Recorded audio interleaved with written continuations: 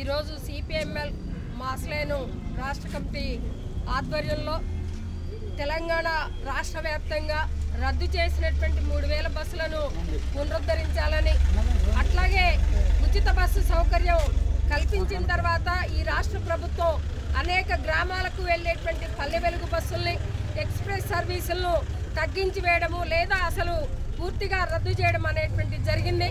ఎందుకంటే ప్రగతిశీల మహిళా సంఘం ఆధ్వర్యంలో దాదాపు 30 డిపోల పరిధిలో ఉన్నటువంటి బస్టాండ్లలో ఉన్నటువంటి అన్ని మౌలిక సౌకర్యాలకు సంబంధించి సర్వీసులు ఎట్లా ఉన్నాయనేటువంటి విషయాలకు సంబంధించి మేము సర్వే చేసి సజ్జనార్ గారిని కూడా రిప్రజెంట్ చేయడం అనేటువంటి జరిగింది. అంటే ఆ విధంగా ఉచిత బస్సు పథకం అనేటువంటి దాంతో ఉన్నటువంటి బస్సులన్నింటినీ రద్దు చేయడం వల్ల ఇవాళ మహిళల మీద అందరూ కూడా విరుచుకుపడుతున్నటువంటి స్థితి ఉంది.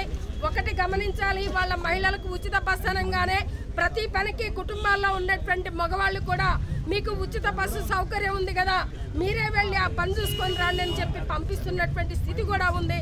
కానీ ఇది గమనించకుండా ఆర్టీసీ సిబ్బంది ఏమో పని ఒత్తిడి పెరిగి లేదా పురుషులకి కొద్దిగా ఆ బస్సులలో ఇబ్బంది అయ్యి మహిళల్ని చులకనగా చూడటం, కామెంట్ చేయడం అనేటువంటి జరిగింది. అంతేకాకుండా ఇవాళ రాష్ట్ర వ్యాప్తంగా ఉన్నటువంటి బస్టాండ్లలో, బస్ డిపోలలో మంచినీటి సౌకర్యం లేక బస్టాండ్లకి వర్షం వస్తే ఒక పెద్ద చెరువులాగా కుంటలాగా ఉండేటువంటి స్థితి, కరెంటు సౌకర్యం లేనటువంటి స్థితి. అంతేకాకుండా కొన్ని కొత్తగా డిపోలు చేసినా కూడా అక్కడ ఆయిల్ బంకు సౌకర్యం లేనటువంటి పరిస్థితి ఉంది, మెకానిక్ల సౌకర్యం లేనటువంటి పరిస్థితి ఉంది. ముఖ్యంగా ఏజెన్సీ ప్రాంతంలోకి వెళ్ళేటువంటి బస్సులు అంటే కాలం చెల్లినటువంటి డొక్కు బస్సులు వేయడం వల్ల ఎక్కడైనా మధ్యలో ఆగిపోతే డిపోకి వచ్చిన తర్వాత కూడా బస్సును రిపేర్ చేసేటువంటి స్థితి లేనటువంటిది.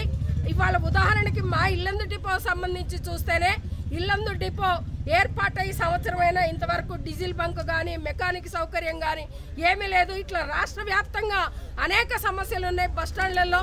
అందుకని వీటన్నింటి మీద కూడా మరి పరిష్కారం కోసం చర్యలు తీసుకోవాలని చెప్పి మేము సజ్జనార్ గారిని డిమాండ్ చేస్తూ వినతి పత్రం ఇచ్చాము. ఇప్పటికైనా ఈ సమస్యలన్నింటినీ కూడా పరిష్కరించాలి, పునరుద్ధరించాలి, కొత్త బస్సుల్ని పాత బస్సుల్ని రద్దు చేయాలనేటువంటిది మేము మాస్లైన్ పార్టీగా డిమాండ్ చేస్తున్నాం.